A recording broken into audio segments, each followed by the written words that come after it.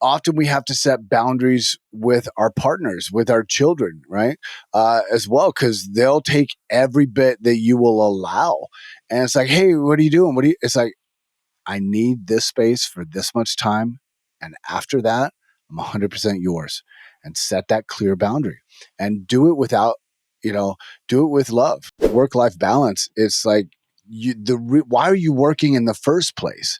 To provide for your family. To provide what? To provide a sanctuary, to provide a home, to provide all of these things. Give those things now, right? And I'm not talking about finances. I'm talking about create that emotional sanctuary for your partner. Right? Make sure you're giving them attention. Yeah.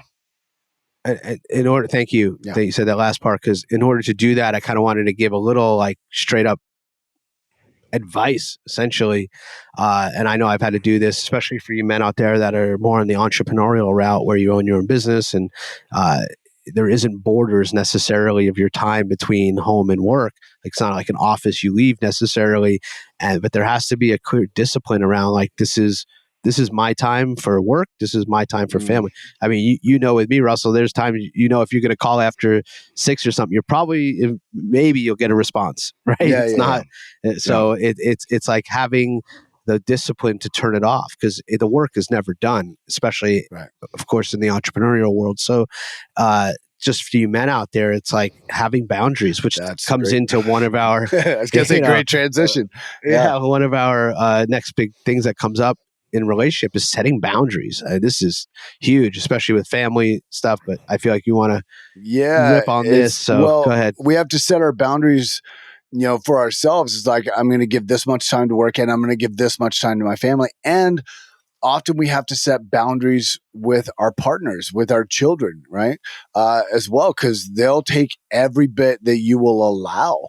And it's like, hey, what are you doing? It's like, I need this space for this much time. And after that, I'm 100% yours. And set that clear boundary and do it without, do it with love. It's a firm boundary with love. Not like, damn it, woman, I told you, right? That's never a good tactic,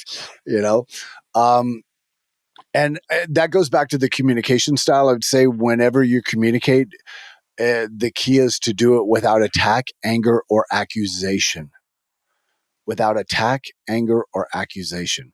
Then you're communicating, because as soon as one of those three come into the conversation is over. You're not having a conversation anymore. It's now attack and defense. It's defense and justification and all this other shit.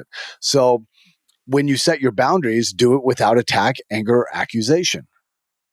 Right? And they'll respect the boundaries. It may take a little bit. They'll test the boundaries first. They'll test the boundaries first. Yeah. I'm thinking of my 9-year-old. Yeah. Yep. Yeah.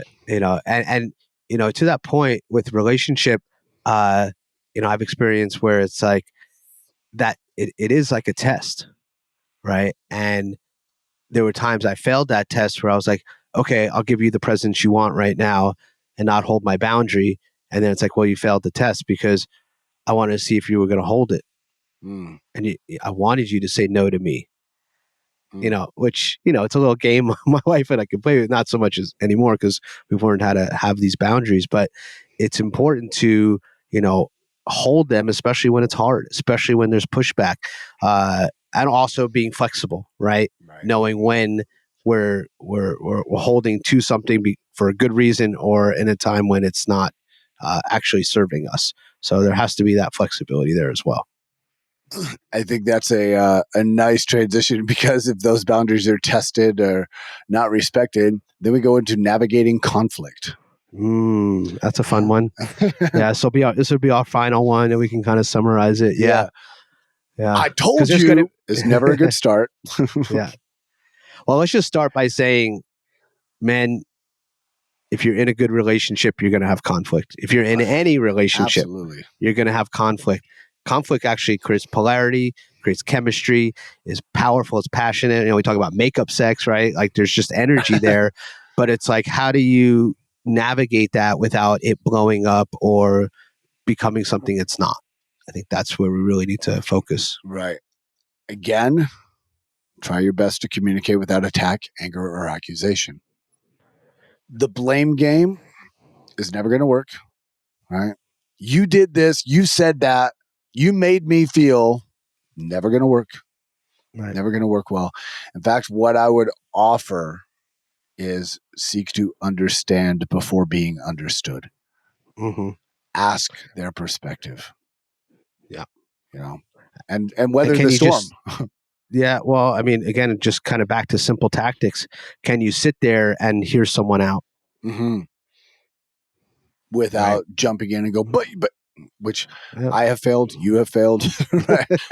With each other. Yeah. So, because it's natural to hear something. And I know for me, I could just say, like, I don't want to forget that point, but it's not even about that point, especially at the feminine. It's about being able to move through all the feelings, the emotions, not the words. And often men, and I know from my own experience, it could feel like, man, this is really about me. Man, you're really like attacking me or saying something. And it's like, okay, well, it's not. If I go with the guise of this is not about me, what am I? What can I, as you said, seek to understand before being understood? It kind of falls into that where it's like, okay, can I just be present with everything right now Right. before I respond? Right. Otherwise, you're going to react, and that's going to be messy, and you just signed up for either amputation or right. a longer conversation. Right. And it goes both ways too. I've experienced it in my relationship where I'll be trying to share something like that and she'll pick the specific data points. Well, you said this and I was just coming. No. Wait. That's all true, but you're missing the underlying message. Right. The underlying thing here is I feel blank.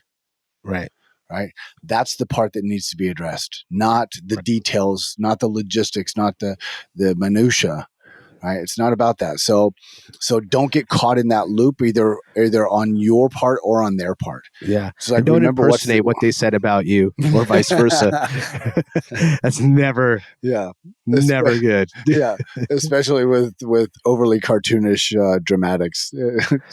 Yeah. And, I think one of the underlying things I'm getting as we're talking about these things, and it's going to go back to just a basic tenet of what we talk about. It's like, as a man, you got to do your work so that you can show up fully present in a relationship.